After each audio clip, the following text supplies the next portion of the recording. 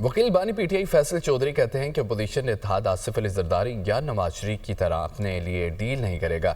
Opposition alliance के खौफ से बानी पीटीआई के डाला जेल में मुलाकातों पर पाबंदी आयद की गई है। Programme tonight with Samar Abbas में गुफ्तगू करते हुए फैसल चौधरी का कहना था कि MRD तर्ज की तहरीक चलाई जाएगी। सोलो फ्लाइट से तहरीक इंसाफ को नुकसान हुआ है। इत्तेहाद के सरबरा मौलाना फजल रहमान होंगे या नहीं अभी नहीं बता सकता।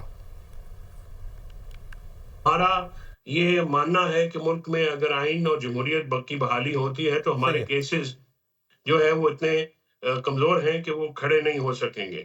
तो ये चीजें जो हैं ये इसको डील तो जब होती है जब आप बगैर किसी सियासी माहौल के या कुछ इस तरह से नवाज शरीफ साहब प्लेटलेट से नीचे करके भाग गए या जरदारी साहब चले गए। मुतालबात सियासी हैं, मुतालबात उनके जो हैं वो सामने रखे जाएंगे इमरान खान साहब के सामने।